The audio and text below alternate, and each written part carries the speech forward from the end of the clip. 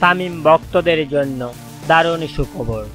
নতুন ক্রীড়ামন্ত্রী আসিফ মাহমুদের এক কথায় পাকিস্তানের বিপক্ষে দ্বিতীয় টেস্ট খেলতে আজই বিমান ধরলেন তামিম ইকবাল।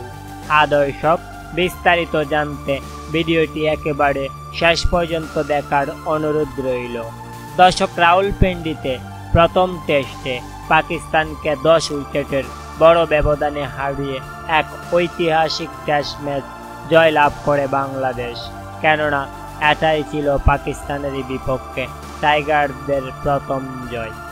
আর আগামী 30 আগস্ট দ্বিতীয় টেস্ট ম্যাচে মাঠে নামবে বাংলাদেশ এবং পাকিস্তান।